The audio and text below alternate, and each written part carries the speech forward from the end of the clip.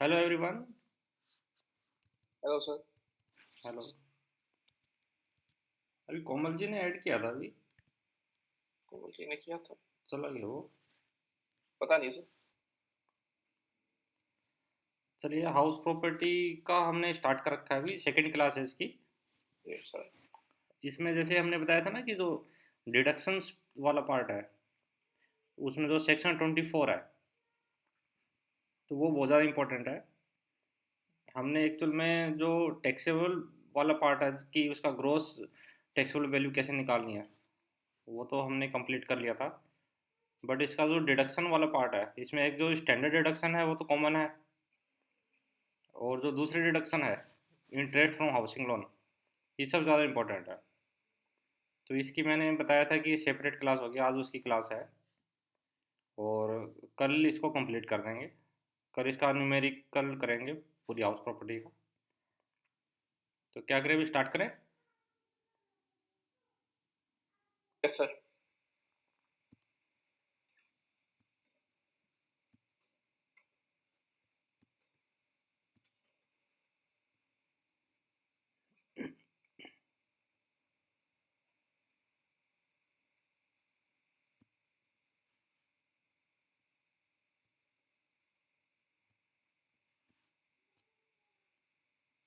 Screen visible है सबको? Yes sir, visible है। चलिए, तो देखिए, हमने लास्ट जो हमने देखा था कि computation of income from self occupied house और लेट आउट प्रॉपर्टी और सेल्फ ऑक्यूपाइड प्रॉपर्टी का हमने लास्ट क्लास में डिस्कस किया था। अब देखिए इसमें हमने ग्रोस एनुअल वैल्यू निकाल ली थी। Gross annual value self occupied house property कितनी लाएगी, और अगर लेट आउट प्रॉपर्टी है तो उसका जो एक्चुअल रेंट है वो आ जाएगा। अगर उसका एक्चुअल रेंट अगर हमको नहीं पता है, इसका मतलब कि अगर दो से ज़्यादा अगर हाउस है, तो हमको सेल्फ ऑक्यूपाइड हाउस को छोड़कर जितने भी है वो लेट आउट हाउस मान लिया जाएगा, और उसका जो स्टैंडर्ड रेंट हो गया, फेयर रेंट हो गया, वो कंपेयर किया जाएगा। और अगर एक्चुअल रेंट है तो कोई बात ही नहीं है। अच्छा, लास्ट क्लास में एक मैंने जो आपको बताया था कि अगर उसके पास टू हाउस है तो एक को वो सेल्फ ऑक्यूपाइड मान सकता है, और एक को वो लेट आउट मान सकता है। बट उसमें एक्चुअल में अमेंडमेंट है। तो अमेंडमेंट होने से क्या हुआ है कि वो मैक्सिमम टू हाउस को लेट आउट मान सकता है। तो अगर उसके पास वन हाउस है तो ऑटोमेटिक ही वो लेट आउट वो हो गया, सेल्फ ऑक्यूपाइड हो गया। और अगर टू हाउस है तो दोनों हाउस उसके सेल्फ ऑक्यूपाइड वो मान सकता है। अगर इसके पास थ्री हाउस है तो थ्री हाउस में वो टू हाउस को सेल्फ ऑक्यूपाइड मान सकता है, और वन को वो लेट आउट मानना पड़ेगा। ठीक है। लास्ट क्लास में मैंने एक्चुअल में बताया था आपको कि वन हाउस को ही वो सेल्फ ऑक्यूपाइड मान सकता है, बट एक्चुअल में वो वन नहीं है, वो टू है। अच्छा, टू है, हाँ ठीक। जी। तो जैसे हमने ग्रोस एनुअल वैल्यू निकाल ली थी, उसके बाद हमने म्यूनसिपल टैक्स कम कर दिया था। बट इसमें ग्रोस एनुअल वैल्यू एक्चुअल में नील है सेल्फ ऑक्यूपाइड में, तो म्यूनसिपल टैक्स तो नॉट डिडक्टेबल हो गया, क्योंकि जीरो में से क्या डिडक्ट करोगे आप। और साथ में उसके बाद हमने जो स्टैंडर्ड डिडक्शन था वो भी इसमें नहीं मिलेगा, क्योंकि पहले से ही अमाउंट जीरो है। बट जो इंटरेस्ट ऑन हाउसिंग लोन है, ये आप देख सकते हैं, इंटरेस्ट ऑन लोन, अगर उसने हाउस बनाने के लिए जो भी लोन लिया है उस पर अगर उसने इंटरेस्ट पे किया है, तो उस पर मैक्सिमम लिमिट 2 लाख की है, वो 2 लाख रुपीज़ तक डिडक्शन ले सकता है। ठीक है। बट उसकी कुछ प्री कंडीशन है। उसकी प्री कंडीशन क्या है कि वो जो लोन लिया है वो 1 अप्रैल 1999 के बाद होना चाहिए। ठीक है। 1 अप्रैल 1999 के बाद वो लोन लिया हो। फर्स्ट कंडीशन तो ये है। फिर सेकंड कंडीशन क्या है, उसने परचेज और कंस्ट्रक्शन के लिए लिया हो लोन। उसने परचेज या कंस्ट्रक्शन, या परचेज के लिए लिया हो या कंस्ट्रक्शन के लिए लिया हो। और साथ में तीसरी कंडीशन है कि उसने जब लोन लिया है उसके 5 ईयर के अंदर वो कंप्लीट हो गया हो, उसको पोजीशन मिल गई हो। तो 5 ईयर के अंदर या तो कंस्ट्रक्शन हो गया हो, या अगर उसको परचेज करना है तो परचेज कर लिया हो उसने। ठीक है। अगर तीनों कंडीशन अगर पूरी हो जाती है तो 2 लाख की उसको एग्जाम्पशन मिल जाएगी। अगर मान लो ये सेल्फ ऑक्यूपाइड प्रॉपर्टी नहीं होती, ये लेट आउट प्रॉपर्टी होती, तो लेट आउट प्रॉपर्टी में ग्रोस एनुअल वैल्यू कुछ आती, ठीक है। तो ग्रोस एनुअल वैल्यू अगर कुछ आती, मतलब कोई अमाउंट अगर टैक्सेबल होता, तो उस वाले केस में 2 लाख की लिमिट नहीं थी। उस वाले केस में वो अनलिमिटेड ले सकता है जितना भी वो इंटरेस्ट पे कर रहा है, ठीक है। तो सेल्फ ऑक्यूपाइड हाउस में 2 लाख की लिमिट है, और अगर लेट आउट प्रॉपर्टी है तो उसमें 2 लाख की लिमिट नहीं है, वो जितना भी इंटरेस्ट पे कर रहा है उसको पूरा डिडक्शन मिल जाएगा उसको। बट आपको 3 कंडीशन जो मैंने पहले बताई थी कि 1 अप्रैल 1999 के बाद लोन लिया हो, या परचेज और कंस्ट्रक्शन के लिए लोन लिया हो, और साथ में 5 ईयर के अंदर वो कंप्लीट हो गया हो या उसको पोजेसन मिल गया हो, ठीक है। ये तीनों कंडीशन अगर पूरी हो जाएगी तो उसको 2 लाख की डिडक्शन मिल जाएगा अगर सेल्फ ऑक्यूपाइड है, और अगर लेट आउट प्रॉपर्टी है तो जितना उसने इंटरेस्ट पे किया है पूरा उसको डिडक्शन मिल जाएगा। अगर ये तीनों कंडीशन पूरी नहीं होती है तब क्या होगा? अगर तीनों कंडीशन पूरी नहीं होती है तो उसको मैक्सिमम लिमिट 30,000 की ही मिलेगी। तब 2 लाख की या लिमिटेड वो एग्जाम्पन की लिमिट नहीं मिलेगी, उसको 30,000 की ही लिमिट मिलेगी। ठीक है। अब एक डिडक्शन और मिल सकता है उसको, ये तो जैसे उसने जो भी उसने लोन लिया है उस पर वो इंटरेस्ट पे कर रहा है, बट कई बार ये होता है ना कि प्री कंस्ट्रक्शन पीरियड का भी इंटरेस्ट का डिडक्शन मिलता है उसको। प्री कंस्ट्रक्शन पीरियड का इंटरेस्ट उसको बोलते हैं कि अगर उसने मान लो कोई कंस्ट्रक्शन नहीं कराया है, कंप्लीट नहीं हुआ है, ठीक है, तो बट उससे पहले ही अगर उसने लोन ले लिया है, तो अगर पहले ही उसने लोन ले लिया है तो उसका जो भी उसने इंटरेस्ट पे किया होगा,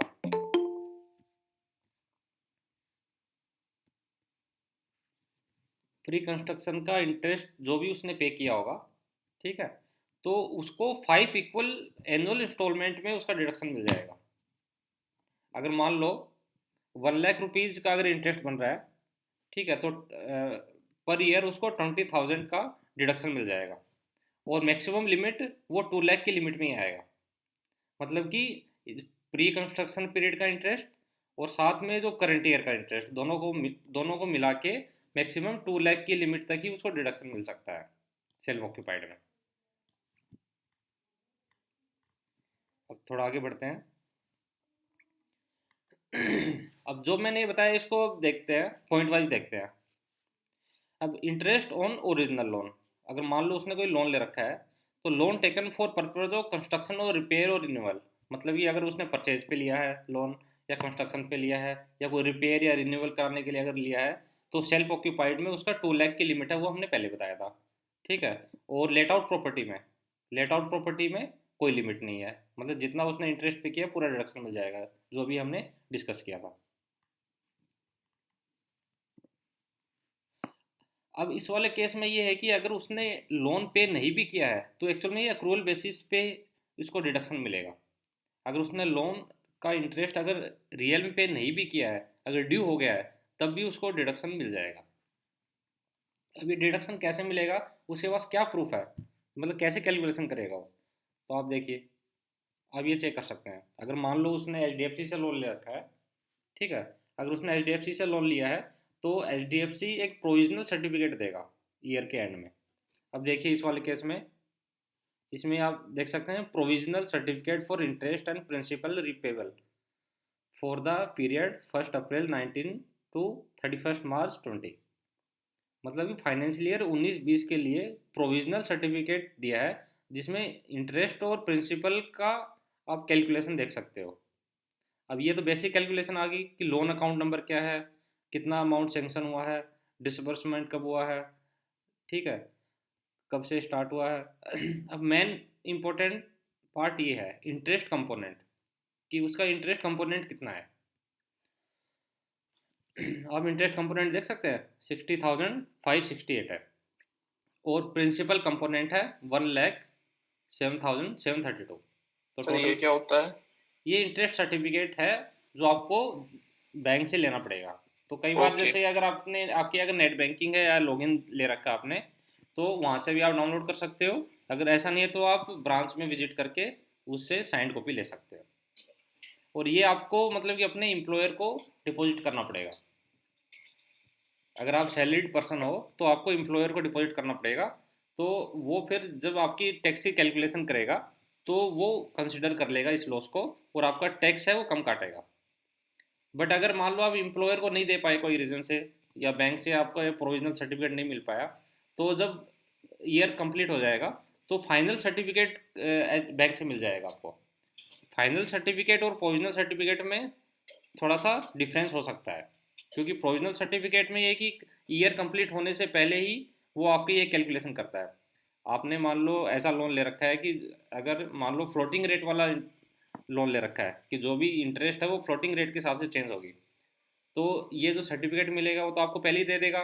बट उसको कई बार ये होता है ना कि भी इंटरेस्ट की रेट क्या होने वाली है, तो जो करंट इंटरेस्ट रेट है उसके हिसाब से वो कैलकुलेशन दे देगा। बट अगर फ्लोटिंग रेट वाला है तो फाइनल जब ईयर कंप्लीट हो जाएगा तभी वो पता चलेगा कि उसका इंटरेस्ट एक्चुअल में कितना बना है, उसके बाद वो फाइनल सर्टिफिकेट देगा। तो फाइनल फाइनल सर्टिफिकेट के बेस पे वो अपनी इनकम टैक्स की रिटर्न फाइल कर सकता है। ठीक है, तो ये आपका प्रूफ है कि आपने टोटल इंटरेस्ट कितना पे किया है। इसमें आपको जो इंटरेस्ट कंपोनेंट है वो आपको सेक्शन 24B वाला जो पार्ट है, जो इंटरेस्ट ऑन हाउसिंग लोन का जो डिडक्शन मिलेगा, उसमें देखिए 60,000 रुपीज़ इसमें है, तो 2 लाख की लिमिट है तो उसको पूरा पूरा डिडक्शन मिल जाएगा। और आप देख सकते हैं कि प्रिंसिपल कंपोनेंट भी है इसका, तो प्रिंसिपल कंपोनेंट वाला पार्ट है वो 80C में डिडक्शन में उसको कवर हो जाएगा। मतलब 80C की डिडक्शन जब मैं आपको बताऊंगा तो उसमें देखिए ये वाला पार्ट भी इंक्लूड होगा। तो आपको बस इस हाउस प्रॉपर्टी के लिए बस इंटरेस्ट कंपोनेंट ही अभी कंसिडर करना है। ठीक है, कोई डाउट है? No sir. ठीक है, अब देखो मैंने ये लाइन में बताया था ना, this deduction is available even if the interest is not paid during the year. तो प्रोविजनल सर्टिफिकेट में तो ये है कि इंटरेस्ट तो अभी आपने पे किया नहीं, उसने सर्टिफिकेट दे पूरे साल का इंटरेस्ट इसका इतना रहना है। ठीक है, तो इसका मतलब ये हुआ कि आपने अगर इंटरेस्ट पे भी नहीं किया है, अगर ड्यू भी हो गया है, या इंटरेस्ट सर्टिफिकेट में अगर मिल गया है तो आप उसका डिडक्शन ले सकते हो। फिर interest on fresh loan to repay original loan. कई बार ये होता है ना कि आपने मान लो HDFC से लोन ले रखा है, बट आपने सोचा कि नहीं मैं तो एक LIC से लोन ले लेता हूँ और HDFC वाला मैं क्लोज करा देता हूँ, क्योंकि HDFC वाला कॉस्टली पड़ रहा है, इंटरेस्ट रेट ज़्यादा है। तो आपने मान लो SBI से या मतलब गवर्नमेंट जो भी ऑर्गेनाइजेशन उससे लोन ले लिया है, या LIC हो गया, PNB हो गया। ठीक है, तो अगर आपने मतलब सेकंड लोन लिया है ओरिजिनल लोन पे करने के लिए, तब भी उस पर इंटरेस्ट आपने अगर पे किया तो उसका भी डिडक्शन मिलेगा आपको।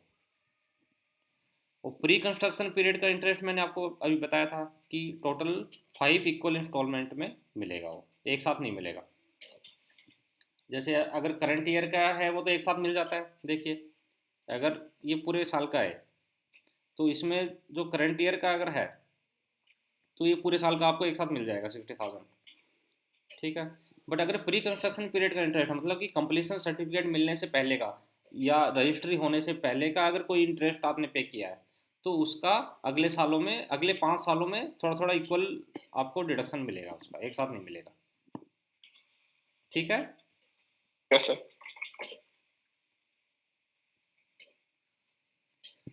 अभी जैसे मैंने आपको बताया था ये वाला जो पार्ट है जो प्रिंसिपल कंपोनेंट है, तो प्रिंसिपल कंपोनेंट है उसका डिडक्शन हमको 80C में मिलेगा। आप देख सकते हैं, the payment of any instalment in respect of housing loan taken from specified agencies qualify for deduction section under section 80C। 80C की जो लिमिट रहती है ना 1,50,000 की, 1,15,000 की जो लिमिट रहती है, उस वाली लिमिट में ये जो इसका जो प्रिंसिपल वाला जो पार्ट है, इसका प्रिंसिपल वाला पार्ट जो आप देख सकते हैं उसकी डिडक्शन आपको मिल सकती है। उसके बाद देखते हैं doubling the interest deduction through को owners taking a joint loan. जैसे ये हो सकता है ना कि मान लो आपने, आपको एक हाउस लेना है, परचेज करना है हाउस, तो आपने अपने नाम ले लिया। ठीक है, बट आपके पास ये ऑप्शन है कि आप अपने वाइफ के नाम भी ले सकते हो या कोई भी ब्रदर के नाम ले सकते हो, साथ में जॉइंटली ले सकते हो, या मदर के नाम ले सकते हो, बच्चों के नाम ले सकते हो। तो साथ में अगर आपने जॉइंटली लिया है साथ में, मतलब कि जो मकान है वो आपके दोनों के हिस्से में है, वो रजिस्ट्री आपके दोनों के नाम हुई है वो, और आपने जो लोन लिया है उस वो भी दोनों के नाम लिया है। तो ये जो 2 लाख की लिमिट है वो कन्वर्ट होके 4 लाख की लिमिट में कन्वर्ट हो जाएगी। मतलब कि दोनों को 2-2 लाख की लिमिट मिलेगी। ठीक है। और जो 80C वाली लिमिट है वो भी दोनों को मिलेगी, तो ये डबल हो जाएगी। इसमें मैंने बताया ना, doubling the interest deduction through को ओनर्स। अगर को ओनर है मतलब कि अगर लोन है वो भी दोनों के नाम है, और अगर रजिस्ट्री है वो भी दोनों के नाम है, तो दोनों को सेपरेट सेपरेट डिडक्शन मिलेगा। तो ये हो सकता है ना कि मान लो हस्बैंड और वाइफ है, दोनों वर्किंग हो, ठीक है, तो टैक्स उसका भी कट रहा हो, टैक्स इसका भी कट रहा हो, दोनों का कट रहा हो। तो ये टैक्स प्लानिंग का पार्ट है कि उन दोनों ने अपने दोनों के नाम वो हाउस करा लिया, रजिस्ट्री करा ली, और साथ में जो लोन लिया है वो भी दोनों के नाम ले लिया, तो दोनों को डिडक्शन मिलेगा 2 लाख का। ठीक है, इसमें कोई डाउट है? No sir. अब है set off and carry forward of loss under house property. अब देखिए, जैसे मैंने बताया था आपको, जैसे मान लिया उसका सेल्फ ऑक्यूपाइड हाउस है, तो सेल्फ ऑक्यूपाइड हाउस है तो जो ग्रोस एनुअल वैल्यू है वो तो जीरो हो गई, साथ में म्यूनसिपल टैक्स कुछ नहीं हुआ, स्टैंडर्ड डिडक्शन कुछ नहीं हुआ। अब मान लो उसको, उसने जो लोन पे किया है वो 2 लाख रुपीज़ पे किया है पूरे साल में, मतलब उसकी तीनों कंडीशन पूरी हो रही है कि 5 ईयर में वो कंप्लीट भी हो गया, ठीक है, उसने 1999 अप्रैल से बाद में लिया है, और परचेज और कंस्ट्रक्शन के लिए मतलब हाउसिंग लोन लिया है, तो उसका मान लो 2 लाख रुपए की इंटरेस्ट उसने पे किया है, तो उसमें लॉस फ्रॉम हाउस प्रॉपर्टी आ गया 2 लाख रुपीज़, मतलब 2 लाख रुपीज़ माइनस में आ गया। अब ये माइनस को वो कोई, आप उसकी जो टैक्सेबल इनकम जो प्लस में है उससे वो सेट ऑफ कर सकता है।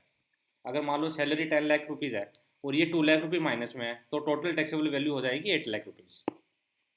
ठीक है, अगर मान लो उसकी पेंशन से कोई इनकम आ रही है, या फिर ये हो सकता है कि कोई डिविडेंड या इंटरेस्ट या कैपिटल गेन हुआ हो, ठीक है, मैं ओनली बस उसी साल की बात कर रहा हूँ जिस साल उसका लोन का डिडक्शन मिला है।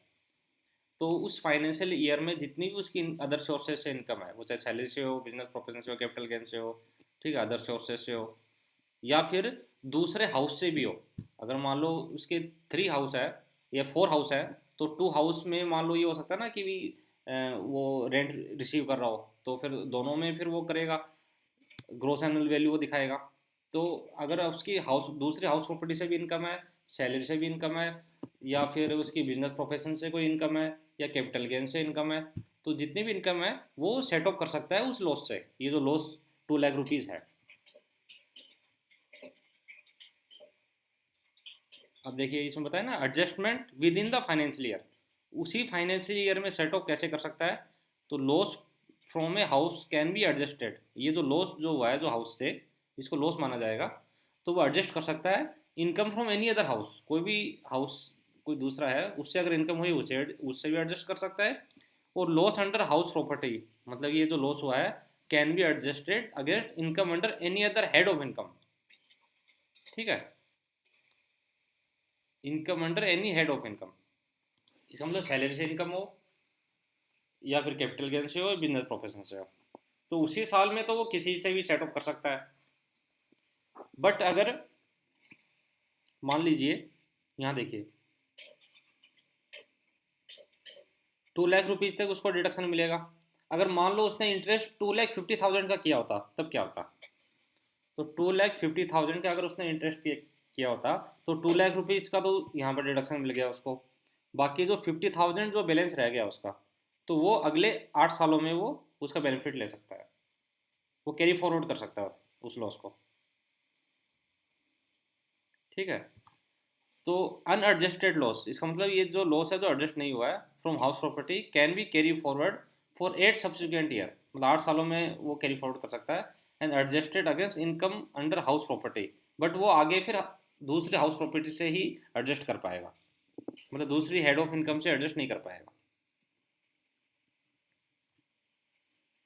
मैं आपको फिर इसको रिपीट कर देता हूँ। Yes sir. अगर मान लीजिए उसका लॉस हुआ है 2 लाख रुपीज़, इसका लॉस हुआ है 2 लाख रुपीज़, ठीक है, loss from house property 2 lakh rupees है, और उसकी कोई भी इनकम नहीं है दूसरी, ठीक है, अगर मान लो उसकी 5 लाख रुपीज़ इनकम होती तो उससे वो एडजस्ट कर लेता तो टोटल इनकम 3 लाख रुपीज़ आ जाती, बट उसको मान लीजिए कोई भी इनकम नहीं है, बस ये इनकम है बस, तो इस इनकम इस लॉस को वो अगले 8 सालों तक कैरी फॉरवर्ड कर सकता है, मतलब अगले साल की अगर वो इनकम टैक्स की रिटर्न भरेगा, ठीक है, अगले साल की है वो, मतलब नेक्स्ट ईयर की जो इनकम टैक्स फाइल करेगा, तो उसमें अगर मान लो उसकी सैलरी की इनकम 10 लाख रुपीज़ है, मान लो उसको जॉब लग गई और 10 लाख रुपीज़ अगर सैलरी की इनकम है उसकी, तो जो लास्ट ईयर जो 2 लाख रुपीज़ जो ब्रॉड फॉरवर्ड हुआ है नेक्स्ट ईयर, वो उससे सेट ऑफ इसलिए नहीं हो पाएगा क्योंकि वो अदर सोर्स ऑफ इनकम है, मतलब हाउस प्रॉपर्टी की इनकम नहीं है। मतलब कि अगर उसी साल तो वो कोई भी हेड से एडजस्ट कर सकता है, बट अगर नेक्स्ट ईयर अगर वो कैरी फॉरवर्ड कर रहा है, तो वो चाहे सैलरी से इनकम हो, अदर सोर्स से इनकम हो, या बिजनेस प्रोफेशन से इनकम हो, या कैपिटल गेन से इनकम हो, वो उससे एडजस्ट नहीं कर पाएगा, बस एडजस्ट कर पाएगा अगर हाउस प्रॉपर्टी से ही इनकम हो, उसी से एडजस्ट कर पाएगा। समझ पाए? यस सर, समझ गया। ठीक है, चलो इसको तो क्लोज कर देते हैं। अब देखिए, अब डिडक्शंस अंडर हाउस प्रॉपर्टी, बस वही है कि म्यूनसिपल टैक्स का डिडक्शन मिल जाता है, स्टैंडर्ड डिडक्शन 30% है इसका, और डिडक्शन ऑफ इंटरेस्ट का 2 लाख रुपीज़ है, और अगर तीनों कंडीशन पूरी हो जाती है तो 2 लाख रुपीज़ है।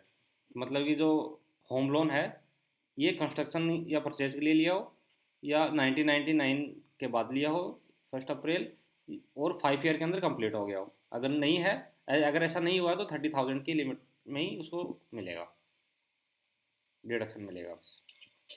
और प्री कंस्ट्रक्शन पीरियड का मैंने बताया था 5 इक्वल इंस्टॉलमेंट में उसका डिडक्शन मिलेगा। ठीक है, और इंटरेस्ट क्लेम करने का जो है कंडीशन, वो मैंने पहले ही बताया था, जो 3 कंडीशन है। ठीक है, ये भी सेम है।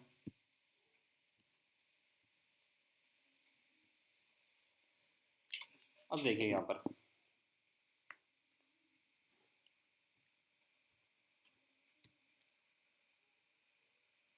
ये जो इंटरेस्ट ऑन बोरोड कैपिटल का जो मिलता है, ये करंट ईयर इंटरेस्ट है उसका मिलता है। ठीक है, ये देखिए यहाँ पर, ये मान लीजिए कि करंट ईयर का इंटरेस्ट है 60,000, और एक प्री कंस्ट्रक्शन पीरियड का मिलता है। तो प्री कंस्ट्रक्शन पीरियड का मैंने बताया था कि 5 इक्वल इंस्टॉलमेंट में मिलता है। ठीक है, 5 इक्वल इंस्टॉलमेंट पहले बताया था मैंने। यस सर, बताया था। ठीक है, अब कौन से साल से स्टार्ट होगा, कौन से पीरियड से स्टार्ट होगा, वो हम कल जब प्रैक्टिकल करेंगे उसमें समझ में आ जाएगा। Okay okay. लिमिट हमने पहले ही बताई थी, अगर सेल्फ ऑक्यूपाइड है तो उसमें 2 लाख रुपए की मैक्सिमम लिमिट है। ठीक है, अगर कंडीशन फुलफिल करता है वो, जो तीनों बेसिक कंडीशन फुलफिल करता है। अगर फुलफिल नहीं करता है तो 30,000 की है। वो लेट आउट में कोई भी लिमिट नहीं है। ठीक है, ये छोड़ दीजिए। चलिए, ये तो कंप्लीट हो गया हमारा। अब बताइए, कोई डाउट हो तो। सर कोई डाउट नहीं है, आपने बहुत अच्छी तरह से समझाया। एक्चुअल में इंटरेस्ट का थोड़ा इंपॉर्टेंट था, तो इसको अलग क्लास मैंने की है इसकी। कल हम कंप्लीट कर देंगे इसको, हाउस प्रॉपर्टी को। तो इसमें जो भी राइट। जितनी भी प्रैक्टिकल है, मतलब कैसी प्रैक्टिकल सिचुएशन बन सकती है इसकी। ओके। ठीक है, हमारा जो मेन जो पार्ट रहेगा वो इंटरेस्ट पे ही रहेगा फिर से, क्योंकि जो भी प्रैक्टिकल सिचुएशन आती है वो इंटरेस्ट पे ही सबसे ज़्यादा प्रॉब्लम होती है, कि भी इंटरेस्ट का डिडक्शन मिलेगा या नहीं मिलेगा। और हम कल इस पर भी चर्चा करेंगे कि कंप्लीशन सर्टिफिकेट में क्या क्या मान्य है। भी जैसे अगर हमने परचेज किया है तो परचेज में तो हमको पता है कि भी रजिस्ट्री होगी, बट कई बार जैसे कंस्ट्रक्शन होता है, तो कंस्ट्रक्शन कंप्लीट हो जाता है तो हमारे पास कई बार प्रूफ नहीं रहता कि भी हम कैसे उसको प्रूव करें कि कंस्ट्रक्शन हो गया है नहीं, मतलब कि कंप्लीट हो गया है नहीं हो गया। क्योंकि हाउस कंप्लीट होने का कोई क्राइटेरिया तो है नहीं, कि हाउस तो ये ना कि कंप्लीट होता रहता है, कभी टाइल्स लग रही है, कभी बिजली की फिटिंग लग रही है। ठीक है, सब कुछ होने के बाद भी कुछ ना कुछ रह जाता है। तो कौन से स्टेज पे उसको कंप्लीशन माना जाएगा, मतलब कौन अथॉरिटी होगी वो वेरीफाई करेगी कि हाँ कंप्लीट हो गया है। तो वो भी हम चर्चा करेंगे कल। ओके। कोई क्वेरी हो तो बताइए। ओके। चलिए फिर। Have a good night sir. चलिए, okay, good night, thank you, ठीक है सर। बाय।